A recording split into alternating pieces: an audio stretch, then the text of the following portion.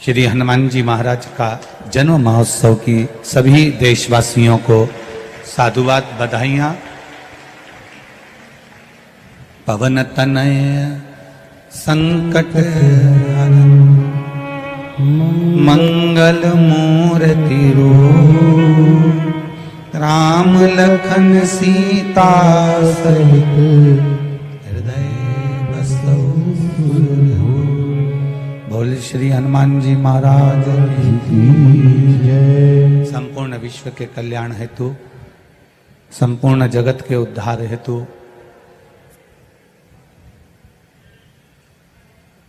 भगवान शिव की पावन कथा को श्रवण करने के लिए आप और हम विराजमान हुए हैं।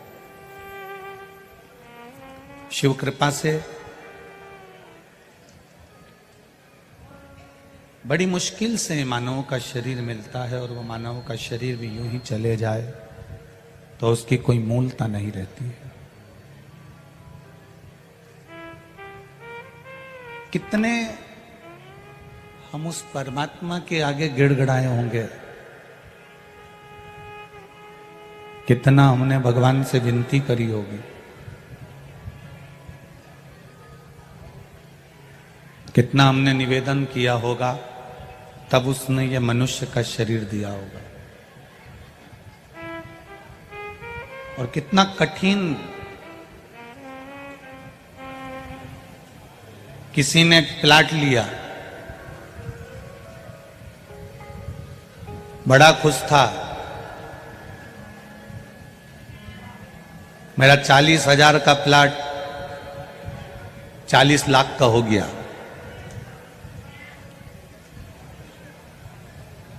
अब 40,000 का प्लाट जब 4 लाख का हो जाएगा या 40 लाख का हो जाएगा तो कितना खुश होगा? बोलो तो जी जी हाँ, सही है कि गलत है? 40,000 का प्लाट 40 लाख का हो गया, इतना खुश, इतना खुश, इतना खुश, इतना खुश जिसका कोई वर्णन ही नहीं।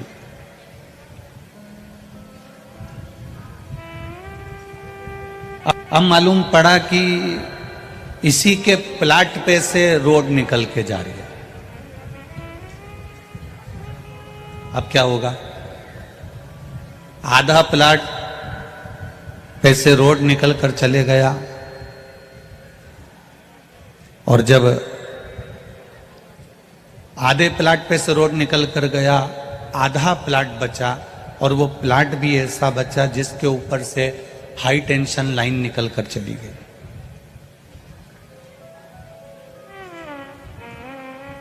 कितने का प्लाट था? बोलो बोलो, जम के बोलो। 40,000 का। कीमत बढ़ गई थी, 40 लाख का हो गया था। बाहर की आवाज बढ़ रही है, यहां की बढ़ाओ। 40 लाख का हो गया। अब वो 40 लाख का जो प्लाट हुआ उसमें से भी रोड निकल कर आधे प्लाट में से चले गया और आधे प्लाट में से जब रोड निकल कर गया तो बचा था आधा, और आधे प्लाट पे से भी हाई टेंशन लाइन, लाइट की लाइन निकल कर चली गई और वो लाइन दिन भर झूल रही है। अब बताओ, मकान बनाने वाला बनाएगा कैसे मकान? आधा प्लाट तो चले गया रोड में और आधा प्लाट बचा तो उसमें भी हाई टेंशन लाइन लटक रही है, तो वो मकान बनाए तो बनाए कैसे?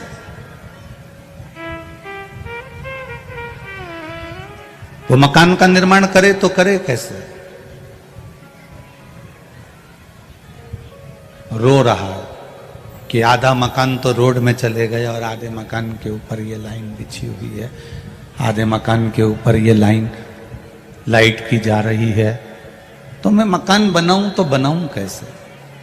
बस जैसे वो प्लाट वाले का जीवन है वैसा ही हमारा जीवन है। आधा जीवन तो हमारा परिवार के भरण पोषण में, कमाने में निकल जाता है, पढ़ने में निकल गया, कमाने में निकल गया, शादी ब्याहों में, नौकरी में, मायरा भरने में, रिश्ते निभाने में आधा जीवन निकल गया और आधा जो जीवन बचा है उसके ऊपर हाई टेंशन लाइन झूल रही है। मतलब मौत झूल रही है। हाई टेंशन लाइन का मतलब है कभी भी फॉल्ट हो सकता है और कभी भी जाना पड़ सकता है। अब आधा प्लाट तो तुम्हारा चले गया रोड में, मतलब कमाने कमाने कमाने कमाने में, जोड़ने में, परिवार में, कुटुंब में, कबीले में, बच्चों में, नातों में, रिश्तों में, कुटुंब में, परिवार में, रिश्तेदारी में, ये आधा प्लाट चले गया। और आधे प्लाट पर हाई टेंशन लाइन झूल रही है, कभी भी फॉल्ट हो सकता है। तो अब करे तो करे क्या? तो उसने एक ही काम करा कि प्लाट को छोड़ दिया। बिके तो ठीक, ना बिके तो ठीक, कौन इस हाई टेंशन लाइन के नीचे मकान बनाएगा? उसने अपना प्लाट छोड़ दिया और छोड़कर कहाँ गया? दूसरे प्लाट पर गया। दूसरा प्लाट ढूंढने का प्रयास करा। जब तक दूसरा प्लाट नहीं मिला तब तक वो भगवान के चरणों में बैठा रहा, बैठा रहा, बैठा रहा। तो देवादिदेव महादेव ने कह दिया, अब तुझे प्लाट ढूंढने की जरूरत नहीं, अब मैं तेरे साथ में मिलकर कार्य करूंगा। क्यों ढूंढे हम?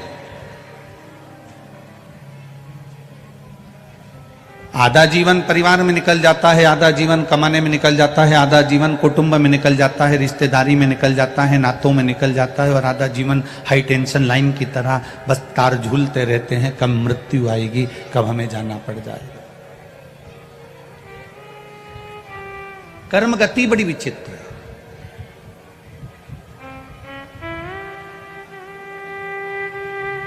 और इतनी विचित्र कर्म गति है, आपको पहले भी कथाओं के माध्यम से कहा, आज फिर कह रहा है। हाथ में खुजाल चलेगी तो आपको खुजालना पड़ेगा, छींक आएगी तो आपको छींकना पड़ेगा, खांसी आएगी तो आपको खांसना पड़ेगा,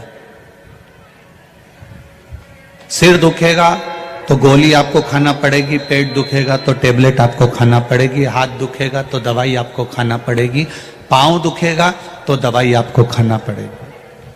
आपके बत्तल की दवाई, आपकी दवाई कोई दूसरा नहीं खाएगा। आपके हाथ में खुजाल है तो खुजालना भी आपको ही पड़ेगा, खांसी आई है तो खांसना भी आपको पड़ेगा। खांसी आपको आ रही है और आप पड़ोसी से कह दो मेरे बत्तल का खांस ले, तो वो खांसेगा क्या? छींक आपको आ रही है और पड़ोसी से कहो कि मेरे बत्तल का छींक ले, तो वो छींकेगा क्या?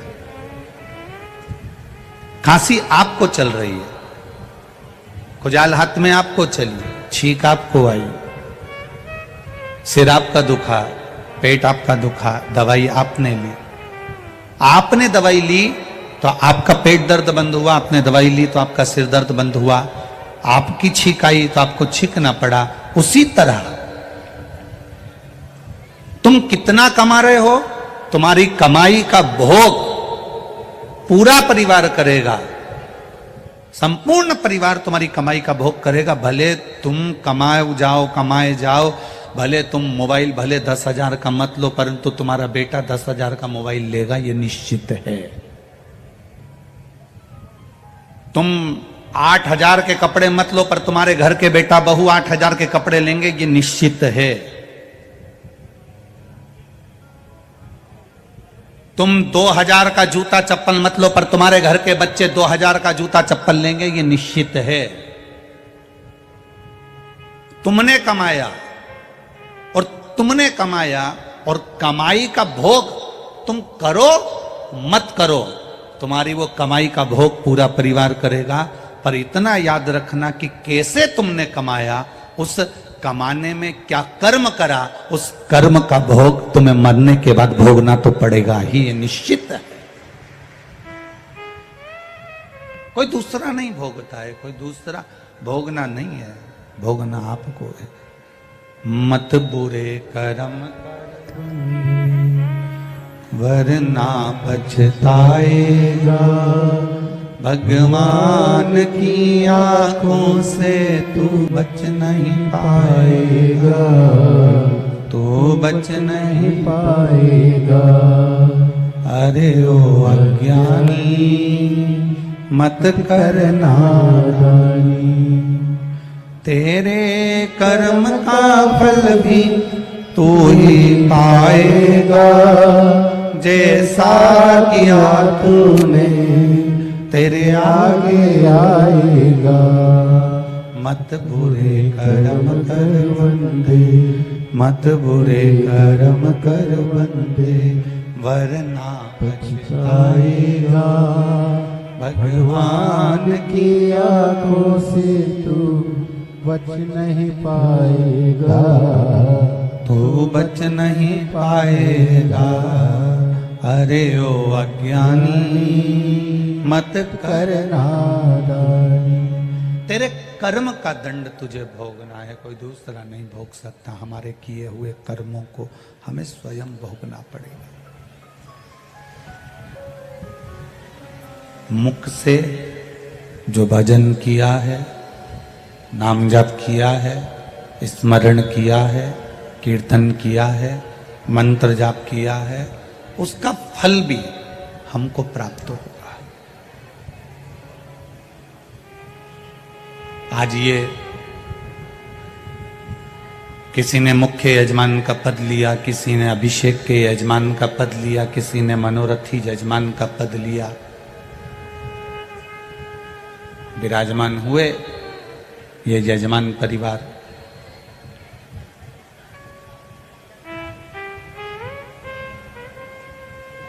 समिति इनको कुछ दी ना दी, समिति ने इनकी व्यवस्था ठीक करी ना करी, पर यह निश्चित है कि वो कालाधिपति महाकाल राजा जिसकी नगरी में तुम आए हो, वो तुम्हारी सुई घड़ी की, पल की, समय की ठीक कर कर जरूर भेजेगा, ये निश्चित है।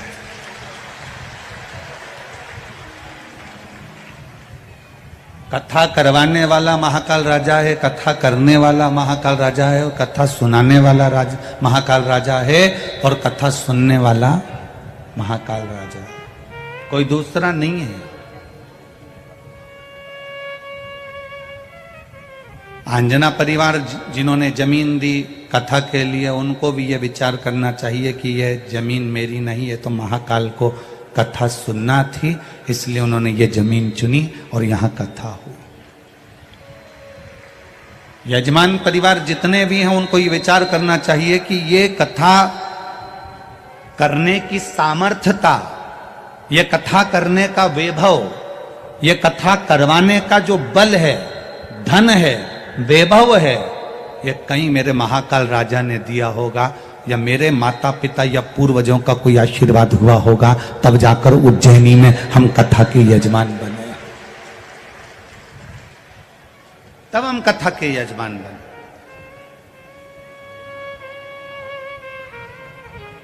किसी की सामर्थ्यता नहीं। आज चैत्र की पूर्णिमा हो जाएगी, बैसाख लग जाएगा, बोलो सही? अब जरा विचार करना, कभी जिंदगी में तुमने नहीं सोचा होगा कि बैसाख का स्नान मां क्षिप्रा की गोद में और शिव महापुराण की कथा भूतो न भविष्यते जिंदगी में नहीं मिल सकती।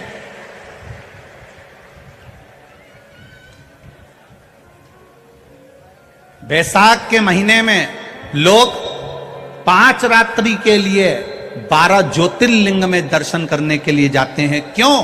क्योंकि बैसाख के महीने में अगर जिस पवित्र नदी में हम स्नान करते हैं, जिस नदी के अंदर हम स्नान करते हैं, और स्नान कर कर अगर भूल से भी बाहर निकलते हैं, और निकलने पर भी अगर हमारे शरीर की एक बूंद भी जमीन पर गिरती है, तो वहां जो कंकर रहता है वो शंकर के रूप में पूज्यमान हो जाता है। इतना पवित्र बैसाख महीना। अब इस बैसाख के महीने में इतने लोग कहीं भोजन करा रहे हैं, कहीं पानी पिला रहे हैं, कहीं बिस्कुट खिला रहे, कहीं कुछ। एक पत्र आया है, आज इतने लोग भोजन ग्रहण कर रहे हैं, आज इतने लोग प्रसादी पा रहे हैं, कई लोग टीवी के माध्यम से दान भी कर रहे हैं, पुण्य भी कर रहे हैं, और बैसाख का सुंदर आनंद का लाभ चैत्र बैसाख का ले भी रहे हैं। कोई पानी पिला रहा, कोई बिस्कुट खिला रहा। खाली नहीं जाएगा ये।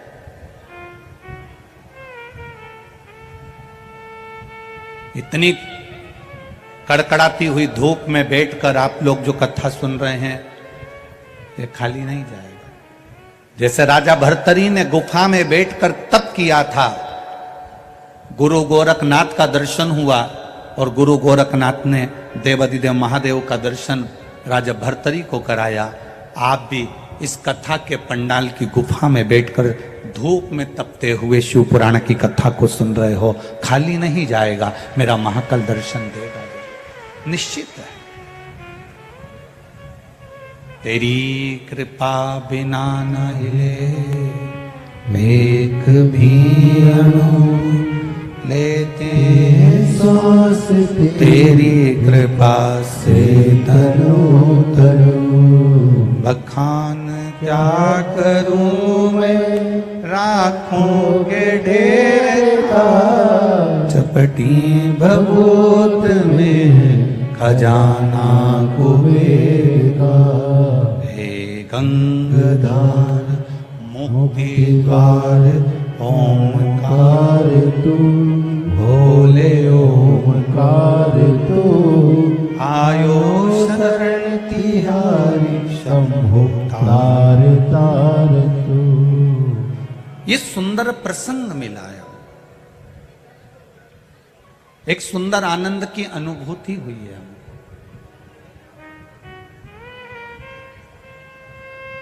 महाकाल राजा के ऊपर गलती बनना प्रारंभ हो जाएगी इस बैसाख के महीने में। एक बूंद पानी भी अगर भूल से देवाधिदेव महादेव को चढ़ जाता है, भूलवश स्नान करके निकले, मां छिपरा का स्नान कर कर निकले और जरा सा जल का छींटा भी अगर कहीं कोई कंकर भी पड़ा है और उस पर चले गया, तो ये समझ लेना कि शिव का कोई तत्व था जिस पर जल पड़ गया। कितनी किस्मत लिखा के लाए हो रे, ये विचार करना, अपनी अपने भाग्य को जरूर सराहना। दूसरे के भाग्य को सराहो चाहे ना सराहो, पर अपने भाग्य की सराहना करना कि कितनी किस्मत लिखा कर लाए हो कि चैत्र बैसाख का महीना, महाकाल राजा की नगरी, छिपरा का तट और शिव महापुराण की कथा।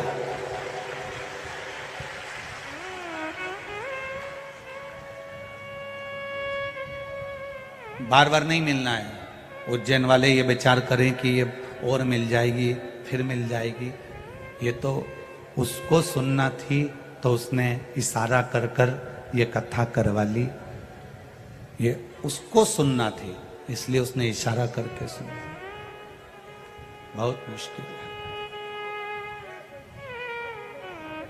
अब मध्य प्रदेश में 1.5 साल तक केवल 2 कथा है मध्य प्रदेश की। एक ये कथा होने के बाद एक बेटमा की है मध्य प्रदेश में और एक जबलपुर की है। इसके बाद 1.5 वर्ष या 2 वर्ष के अंदर मध्य प्रदेश में कथाएं नहीं है, सब कथा बाहर है, शायद जहां तक स्मरण में है। 1-1.5 वर्ष के अंदर कहीं प्रभु कृपा, कहीं उसकी उदारता।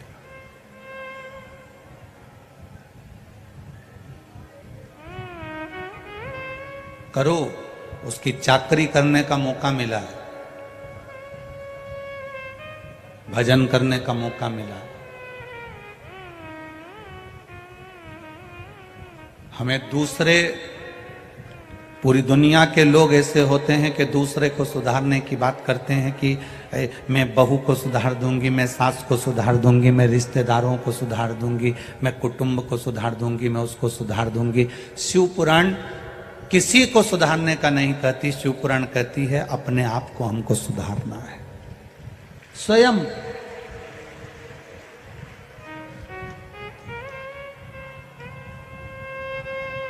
पहले के मैकेनिक और आज के मैकेनिक में अंतर है। गाड़ी सुधारने वाले जो मैकेनिक होते थे पहले के, एक बार गाड़ी को हाथ लगाते थे, सुधार देते थे तो गाड़ी बहुत दिनों तक चलती रहती थी, खराब नहीं होती थी। यहाँ बुजुर्ग लोग बैठे होंगे, उनके अंदाजे में होगा, गाड़ी को अगर एक मैकेनिक, पुराना मैकेनिक, पहले का मैकेनिक गाड़ी को एक बार सुधार देता था तो वो गाड़ी फिर बहुत साल तक अच्छी चलती रहती थी, साल भर अच्छी चलती रहती थी, उस गाड़ी में कोई कमी नहीं रहती थी। एक आज का मैकेनिक गाड़ी को एक बार सुधारता है, 2 बार सुधारता है, 8 दिन में फिर लेकर जाना पड़ता है, 10 दिन में वापस लेकर जाना पड़ता है, 15 दिन में वापस लेकर जाना पड़ता है, 1 महीने में वापस लेकर जाना पड़ता है। पहले के मैकेनिक जैसे आज के मैकेनिक नहीं है। आज का मैकेनिक तो ऐसा है कि खुद की गाड़ी नहीं सुधार पा रहा। उसी तरह पहले के संत, पहले के साधु, पहले के तपस्वी, पहले के साधक, पहले के उपासक, पहले के वक्ता, पहले के रस तत्व प्रदान करने वाले, पहले के जो संत साधु सन्यासी तपस्वी साधक उपासक, पहले के जो गुरु हुआ करते थे, संत हुआ करते थे, ऐसे मैकेनिक हुआ करते थे कि जिस गाड़ी को हाथ लगा देते थे उस गाड़ी को 2, 4, 10 साल चला देते थे। पहले के गुरु जिसको आशीर्वाद देते थे वो गाड़ी निरंतर चलती रहती थी। आज के जमाने में ऐसे मैकेनिक नहीं रहे। आज के जमाने में वैसे गुरु संत साधु सन्यासी नहीं रहे जो गाड़ी को सुधार दें। स्वयं की गाड़ी नहीं सुधार पा रहे तो दूसरे की गाड़ी क्या खाक सुधारे?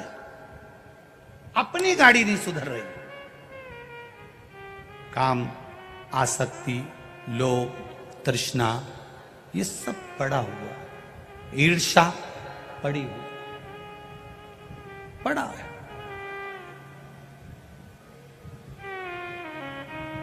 आप थोड़े सी उन्नति की सीढ़ी पर चढ़ोगे और किसी ना किसी को ईर्ष्या होने लगेगी। साधु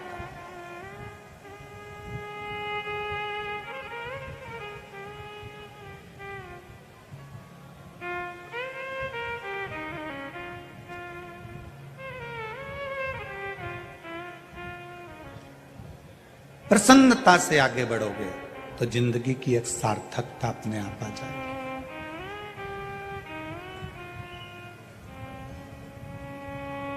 प्रसन्नता से आगे। अभी अनिरुद्धाचार्य जी महाराज जी पधारे थे ब्रज वाले वृंदावन से, जिनकी कथा इंदौर में चल रही, उनसे चर्चा चल रही थी तो कह रहे थे कि महाराज जी ब्रज में वृंदावन में वृद्धाश्रम बनाया है पर कुछ विधर्मी लोग आश्रम में लेटर डाल कर गए कि हम इसको तोड़वा देंगे, उड़वा देंगे।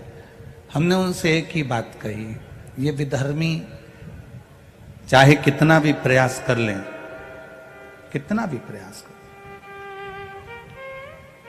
आप अपना कर्म करो, ये विधर्मी अपना कर्म करे। ईर्ष्या दूसरे को नीचे दिखा सकते हो पर अपने आप को ऊपर उठा नहीं सकते। ऊपर कब उठोगे? जब आप हृदय से ईर्ष्या को निकाल दोगे और भगवान के भजन में स्वयं लग जाओगे तो समझो कि ईर्ष्या हमारे भीतर से निकल गई। साधुता का भाव, सार्थकता का भाव।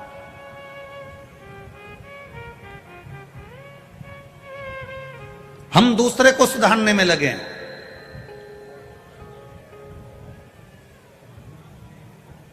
लोग कहते हैं कि आप दूसरे से कहते हो कि 1 लोटा जल शंकर भगवान को चढ़ाओ। 1 लोटे जल का चढ़ाने का फल क्या मिश्रा जी आपको मिला है?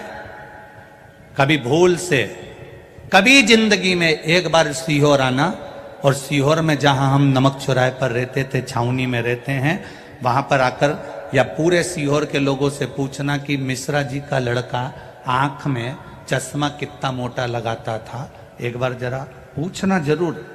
और टीवी पर भी आपने पहले के देखे होंगे, राघव चश्मा इतना मोटा लगाते थे, स्कूल वालों ने कहकर लगवाया, भोपाल को दिखाया, सबको दिखाया, चश्मा चढ़ा।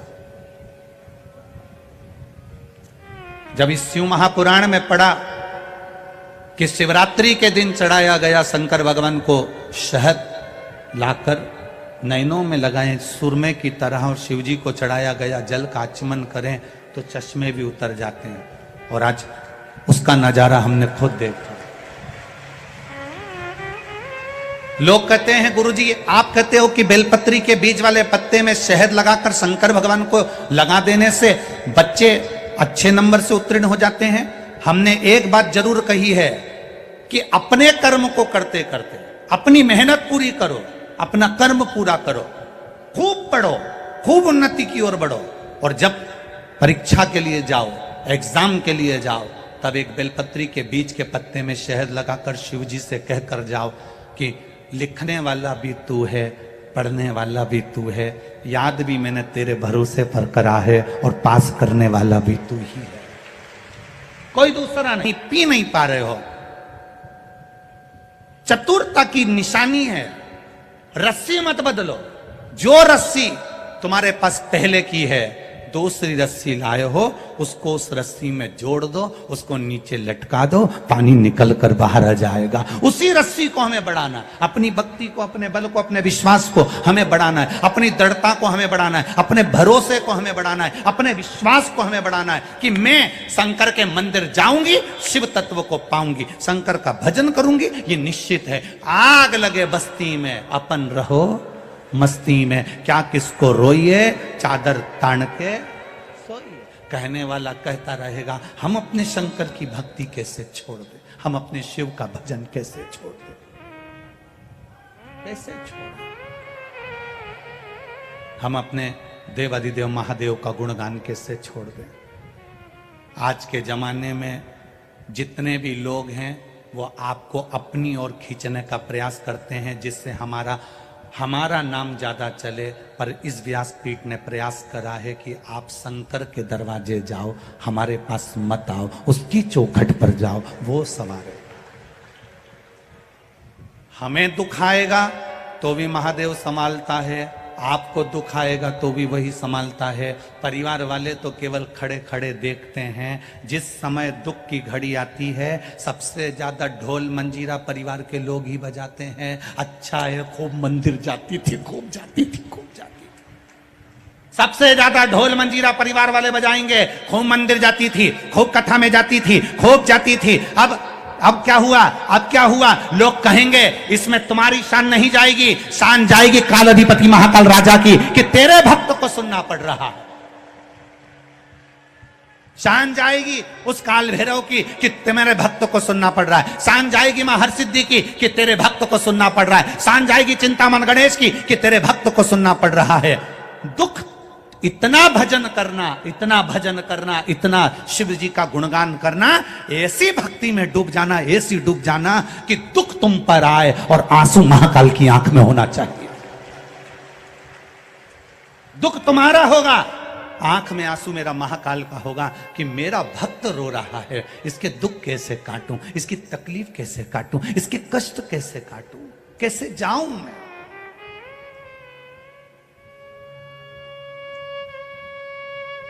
एक पत्र है, देख।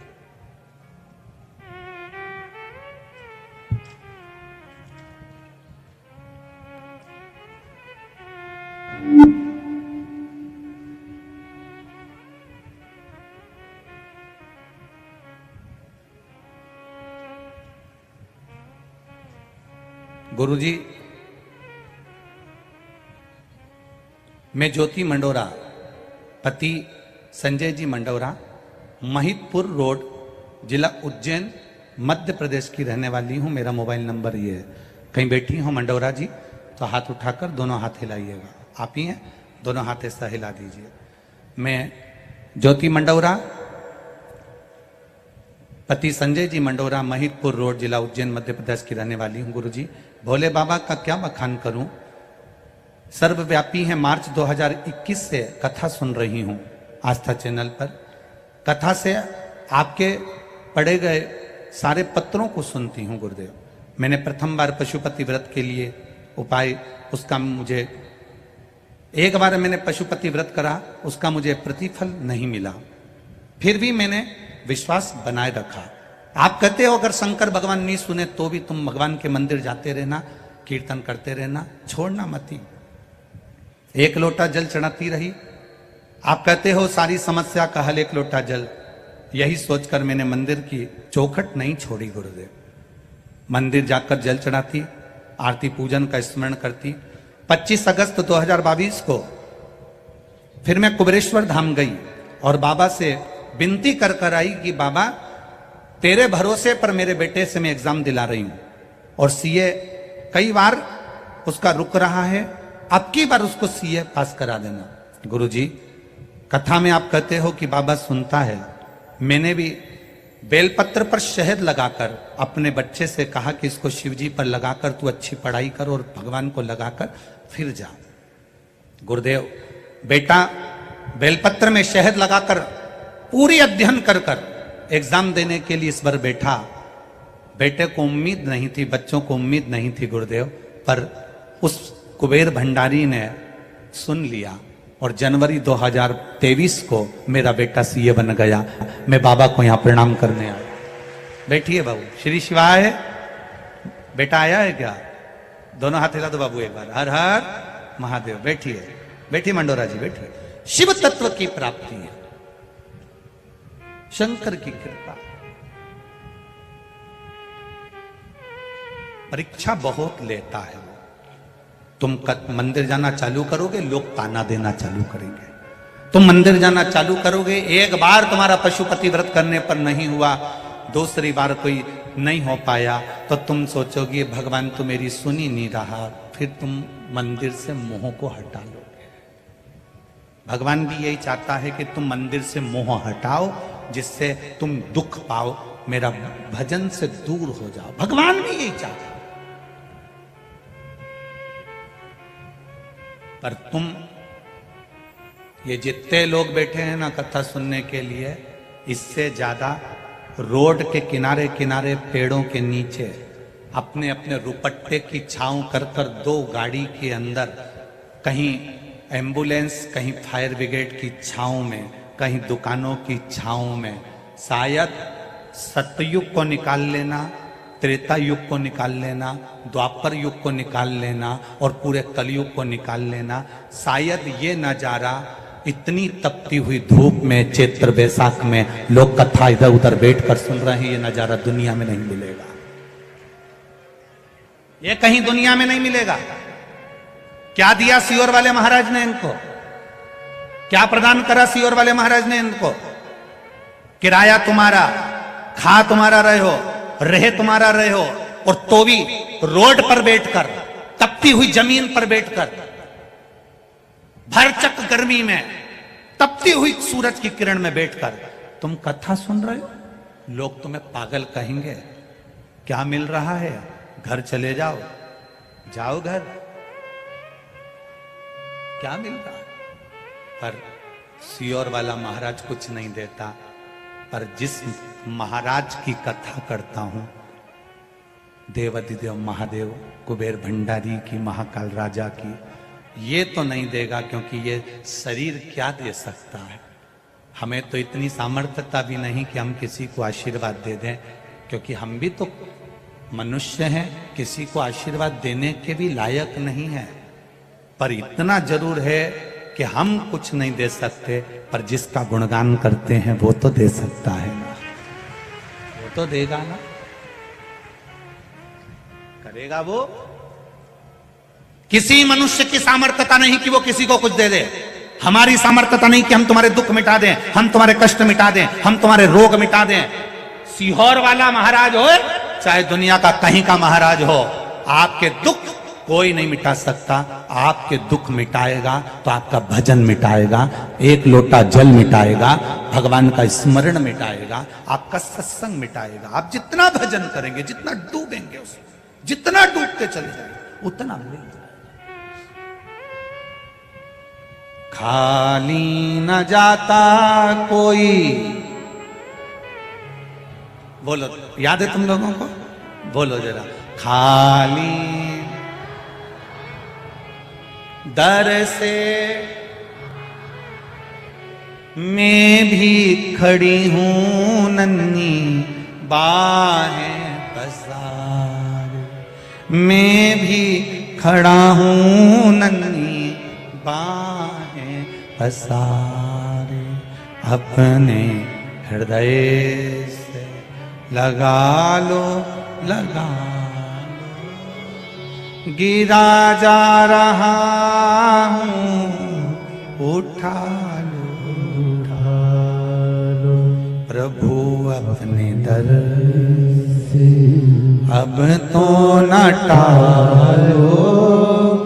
गिरा जा रहा हूँ, उठा लो उठा, खाली न जाता कोई दर से तुम्हारे, खाली न जाता कोई दर से तुम्हारे, मैं भी खड़ी हूँ नटी बाह पसारे, अपने हृदय से लगा लो लगा लो, गिरी जा रही हो, उठा लो उठा लो, प्रभु अपने दर से अब तो न टालो, गिरा जा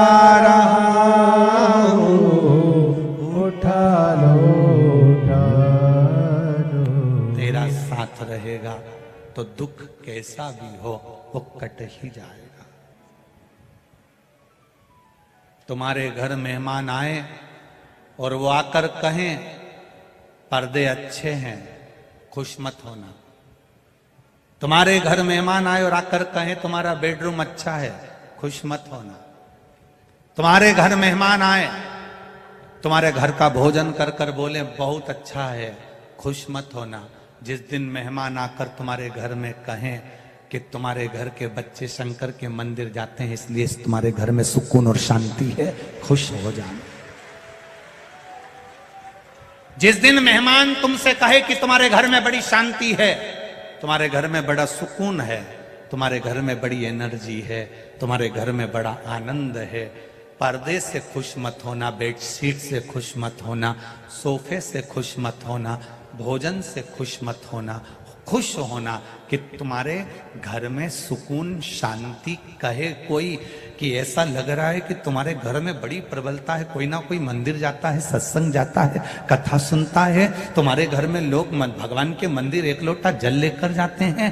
घर के रसोई घर में छोटे छोटे तांबे के लोटे नजर आए, छोटे छोटे बच्चे सुबह से फ्रॉक पहनकर, बेटियां पैंट शर्ट पहनकर, बच्चे स्कूल की ड्रेस में, बच्चे कार्ड लटक रहा है, जूते नहीं पांव में, छोटा सा लोटा लेकर हिलता हिलता हिलता हिलता पड़ोस के शिव मंदिर में जल चढ़ाने जाए और घर के मेहमान जब उनको देखे तब लगेगा कि हमारे घर का संस्कार क्या झलकता।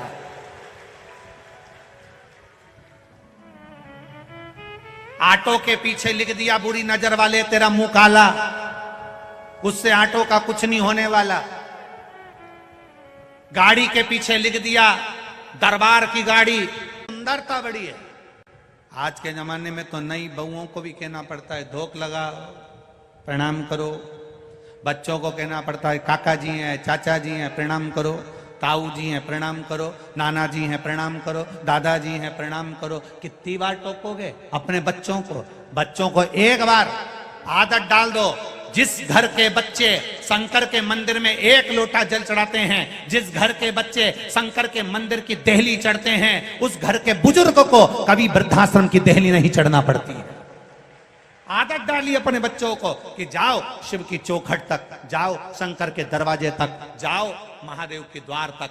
तुम झुकना सीख गए तो ये निश्चित है कि घर का बुजुर्ग कभी नहीं रोएगा। जिसके घर में लोग झुकना नहीं सीखते, इंजीनियर बनाना है, डॉक्टर बनाना है, नाना को पढ़ाना है, नाना को पढ़ाना है, छोरा नहीं दिखे, छोरा नहीं दिखे, छोरा नहीं दिखे, छोरा वह पान की दुकान पे तो दिखे।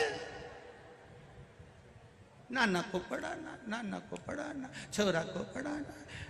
आवाज लगाए जगदीश नहीं आया, कालू खेड़ा वाला छोरा नहीं आया। एक बार मुंह से नहीं बोली महाकाल राजा नहीं आया। आधी रात के नींद नहीं आए डोकरी उनके, आधी रात के फोन लगा दे रही छोरा नहीं आया। एक बार ही के मुंडा से नहीं निकला, रोज सोती सपना में महाकाल नहीं आया। एक बार नहीं बोली। रोज अपने बहुओं के प्राण खाए, बच्चों के फोन लगा, थारा ताऊ जी क्यों नहीं आया? फोन लगा, नाना क्यों नहीं आया? फोन लगा, वो क्यों नहीं आया? कहाँ रह गया छोरा? भांजा कहाँ रह गया? छोरा कहाँ रह गया? भतीजा कहाँ रह गया? काका जी कहाँ रह गया? फोन लगवाए, एक बार बहू से कह दे उके फोन लगाई दे, वो क्यों नहीं आया? काल अधिपति महाकाल राजा, एक बार तो कहती, तब सुख का अनुभव होता। नहीं, आने में देरी होगी, दुकान, मम्मी वो बोल रहे हैं दुकान पे रहेगा। मम्मी को संतुष्टि हुई, फिर भी नहीं आया तो फिर फोन लगवाई, देख तो जरा छोरा क्यों नहीं आया? फिर फोन लगवाया, फिर फोन लगवाया, फिर फोन लगवाया। इतनी देर में तू उसको तो याद करती, श्री शिवाय नमस्तुभ्यम। फिर बार बार फोन लगाती, बार बार लगाती, बार बार लगाती। लोग कहते इतनी कितनी कथा सुनोगे शिव पुराण की? तो तुम कथा नहीं सुन रहे, बार बार फोन लगा रहे हो, कब आएगा, कब आएगा, कब आएगा? हर बार कथा सुन रहे हो, बार बार कथा सुन रहे हो, बार बार फोन लगा रहे हो। उसने भी कह दिया उज्जैन से चला हूं, बस थोड़ी देर में पहुंच जाऊंगा। पुकारती रहे, कथा सुनती रहे। किसी किसी ने नियम बनाया, 5 कथा जाऊं, 6 कथा जाऊं, 7 कथा जाऊं, 4 कथा में जाऊंगा, 8 कथा में जाऊंगा। कई लोग ऐसे बैठे हैं जो नियम बना के बैठे, मैं 5 कथा सुनूंगा, मैं 7 कथा सुनूंगा। ऐसे बार बार पुकारा, बार बार। तो कहां बैठी थी तू? कहां गई? तुरंत आया।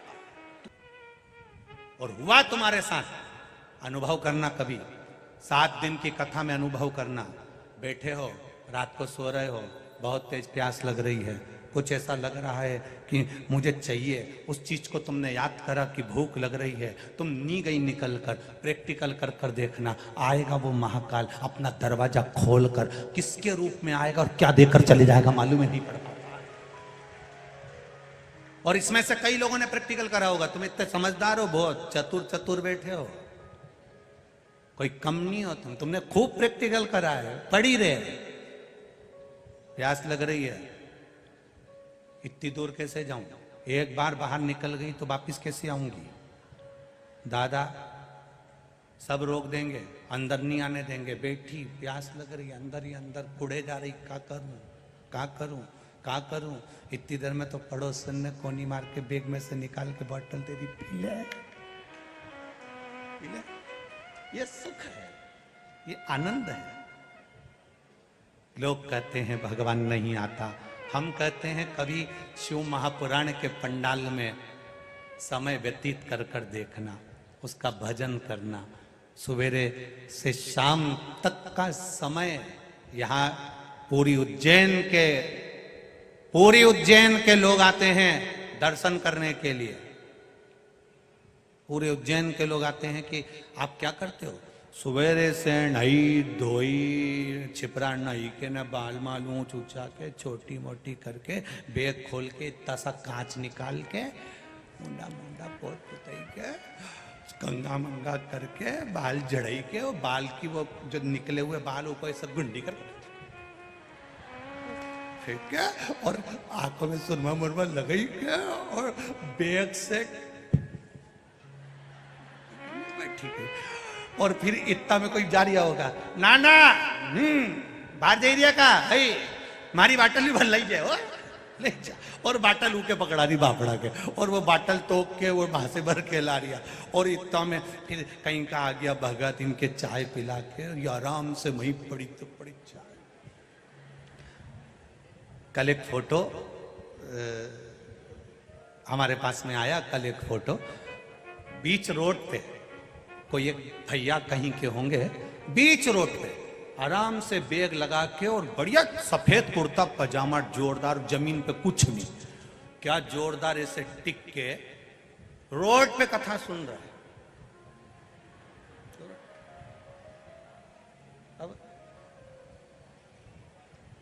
अब भीतर से हमको इतनी जलन हो रही, बताओ क्या ठाठ से, क्या आनंद से। उसका फोटो जब देखा, तब उसकी भक्ति जो देखी है, तब मन में भाव जागृत हुआ। गजब है मेरे महादेव, गजब, क्या राजसी ठाठ से कथा सुन रहा है। घर में एसी लगाए, घर में पंखा लगाए, घर में कूलर लगाए, घर में डनलप का गद्दा लगाए, घर में गादी तकिया लगाए, घर में कालीन लगाए, घर में कालीन लगाए, पर रोड पर आराम से बैठा है। और पूरे उज्जैन वालों के घरों में पंखे, कूलर, गाड़ी, बंगला सब है, पर उज्जैन के लोग भी इस पंडाल में आकर, उसके दरवाजे पर आकर कथा सुन रहे हैं। उसका फल मिलेगा जरूर, खाली नहीं जाएगा, खाली नहीं जाएगा।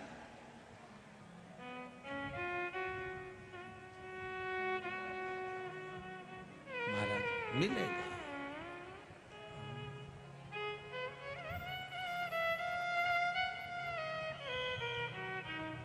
कब से खड़ी हूं, इतना बड़ा भंडारा जिसमें लाखों लोग प्रतिदिन भोजन कर रहे हैं।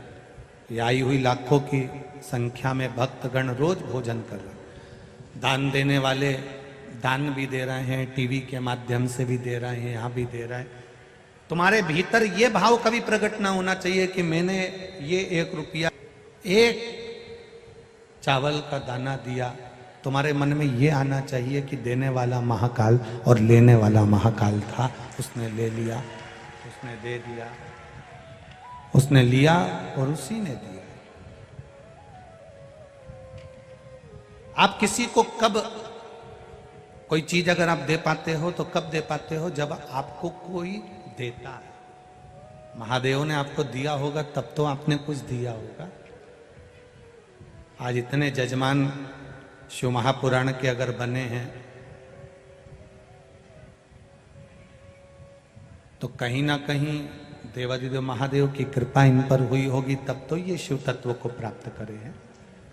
उसने इनको दिया होगा तब तो इन्होंने महादेव की कथा में दिया होगा।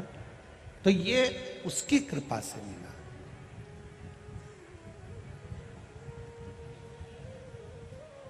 सती मैया को अहंकार आ गया था क्योंकि शिवजी उनके पति थे, शंकर भगवान उनके पति हैं, इसका अभिमान था उनको। काल को साधने वाला काल अधिपति महादेव, महाकाल राजा मेरे पति हैं, यह अभिमान आ गया। तुम्हारा पति कितना भी विद्वान हो, तुम्हारा पति कितना भी ज्ञानवान हो, तुम्हारा पति किसी भी ऊंचे पद पर बैठा हो, तुम्हारा पति किसी भी प्रतिष्ठा के पद पर बैठा हो, स्त्री को कभी अभिमान नहीं आना चाहिए। बहुत नम्रता, इतनी नम्रता जीवन में होना चाहिए कि लोगों को लगे कि ये इतने ऊंचे पद पर बैठा है और उसकी धर्म पत्नी का स्वभाव इतना नाजुक, इतना निर्मल है। ये लोगों को सीख प्रदान करता है, ये लोगों को सीख देता है, लोगों को सीख प्रदान करता है। नम्रता रखिए, जितनी नाजुकता, जितना नम्रता आपके भीतर होगा उतना जीवन का वो सुख पाए। अब सती मैया के भीतर आवाज पकड़ रहा है, खींचकर बोलना पड़ रहा है, वो देखिए थोड़ा। सती मैया के भीतर थोड़ा सा अभिमान प्रकट हो गया और वो अभिमान जब प्रकट हुआ तो कुंभज ऋषि के आश्रम में जब कथा सुनने के लिए गए, अगस्त बाबा के आश्रम में जब कथा सुनने के लिए गए,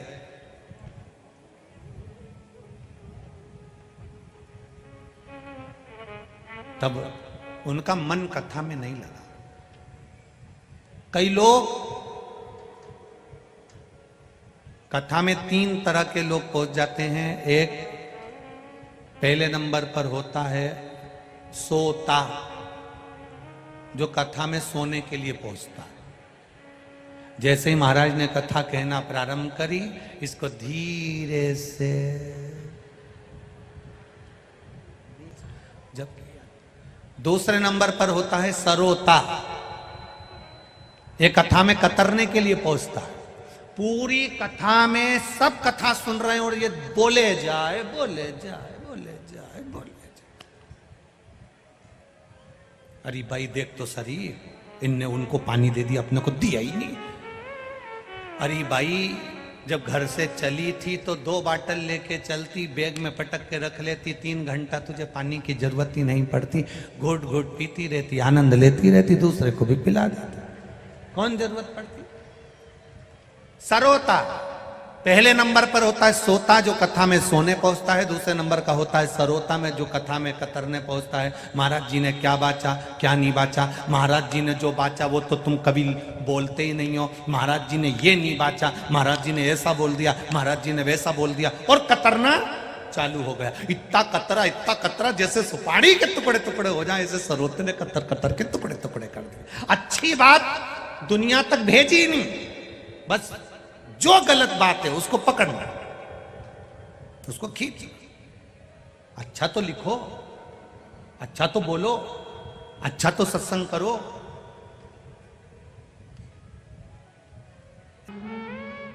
दर से तुम आप भी बोलिए, खाली न जा दर से तुम्हारे मैं भी खड़ी हूं नन्ही बाहर पसारे, अपने हृदय लगा लो, लगा लो,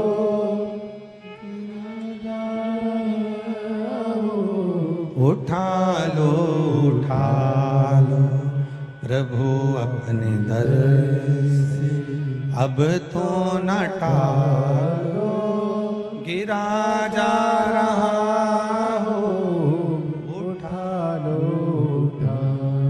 कथा के मध्य में जब भजन आता है और भजन के बाद जब श्री शिवाय नमस्तुभ्यम बोलने का मौका आता है, उस समय पर 5 बार हम लोग श्री शिवाय नमस्तुभ्यम बोलते हैं। कुछ क्षण के लिए मौन होते हैं। उस समय पर आप परमात्मा से चित्त जोड़कर अपने दिल की बात कहा करो, बाबा इतनी दूर से कथा सुनने के लिए आई हूँ, तेरे भरोसे पर आई हूँ। ये झोली भी अगर खाली रह गई तो भरेगा कौन। तेरे दर से अगर खाली चली गई तो लोग हंसेंगे। बाबा कृपा करना 3 महीने में फिर कथा में पहुंच जाऊं और मेरा पत्र भी वहां पहुंचे, ऐसी करुणा कर। कई लोग ऐसे हैं, सोता सोने आता है, सरोता कतरने आता है, तीसरे नंबर पर होता श्रोता, जो कथा को सुनने आता। कितनी गर्मी लग रही है, भूख लग रही, प्यास लग रही, कोई बोल रहा, चाल रहा, उसे कोई मतलब नहीं, उसको तो केवल कथा से मतलब है। कथा सुन लूंगी ना तो मेरा महादेव मुझे मिल जाएगा, मेरा विश्वास कहता है। उसे कोई आगे बैठा, पीछे बैठा, बाहर बैठा, अंदर बैठा, जहां उसकी मर्जी पड़ी वहां बैठकर उसने कथा सुनी। जहां उसका मन करा वहां बैठकर वो कथा को सुनता रहा। पेड़ की छांव में, दुकान के किनारे, रोड पर, जहां जगह मिलती गई। ये नहीं कि मैं आगे ही बैठूंगा, मैं बीच में ही बैठूंगा, मैं पीछे ही बैठूंगा। ना ना ना, जहां महादेव बिठाए वहां बैठ जाओ और कथा का रस तत्व ग्रहण करो। जहां वो बिठाए, जहां उसकी मर्जी हो, जहां उसका मन।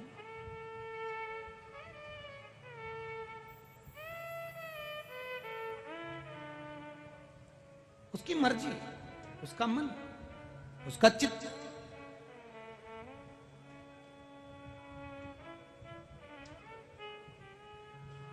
यहाँ एक सूरत वाले सोमानी जी बैठे हुए हैं। हम उनसे हमेशा कहते हैं तुम जजमान बनते हो पर अपना नाम क्यों नहीं देते। नहीं गुरुजी, देने वाला तो महाकाल है, कुबेरेश्वर महादेव है, कराने वाला कुबेरेश्वर महादेव है, तो नाम देने से फायदा क्या है। करा वो रहा, करना उसको। हम उनसे हमेशा कहते हैं। और एक कथा नहीं, कम से कम 4-5 कथा में जजमान पद आप प्राप्त कर चुके। यहाँ एक अग्रवाल जी बैठे हैं, 4-5 कथा में जजमान पद प्राप्त कर। एक सोमानी जी परली बैजनाथ वाले बैठे, कथाओं के जजमान। सीहोर में भी बने, परली बैजनाथ कराई, फिर यहाँ बन गए, ऐसे। और जितने ये यजमान जितने बने हैं, ये यहाँ करके जा रहे हैं। इस शिव पुराण ने इतने सालों में यही देखा, जो जजमान एक बार कथा करवा लेता है वो दूसरी कथा मांगने के लिए कुबेरेश्वर धाम आ जाता है, बाबा इतना दे देता। बस दिल से सुनना, हृदय से सुनना। थोड़ी परीक्षा लेगा, कष्ट देगा, तकलीफ देगा, सारे पाप निकाल देगा, निचोड़ देगा, तब जाकर उस रस तत्व की प्राप्ति होगी जो महाकाल देता है, वो हमको प्राप्त हो, तब हमें मिलेगा, तब हमें उसकी प्राप्ति हो। कितनी मेहनत करी है उज्जैन के लोगों ने इस कथा के लिए। वो महापौर जी, वो प्रकाश जी, पार्षद जी, और हम तो साधुवाद देंगे। एक चावल का दाना देखा जाता है, पूरी हंडी पकी हुई मिलती है। एक पार्षद को यहाँ के देखा, प्रकाश जी को, इससे अंदाजा लग गया कि उज्जैन का एक एक पार्षद मेरे महाकाल का भक्त है। पूरे उज्जैन का एक एक पार्षद को देखा, उससे अंदाजा लग गया कि उज्जैन का एक एक पार्षद अविरल भक्ति में डूबने वाला और सेवा करने वाला है। ये जोड़ने वाला नहीं, ये लुटाने वाला है। पूरे उज्जैन का एक एक पार्षद, ये देखने को मिला है।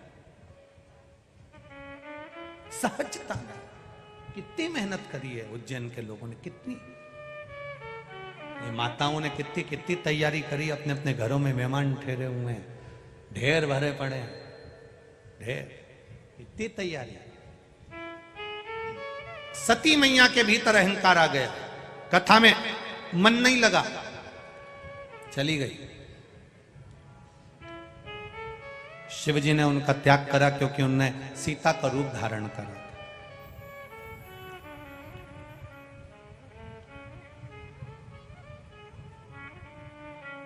सबको परखो, शिव के भक्त को कभी मत परखो।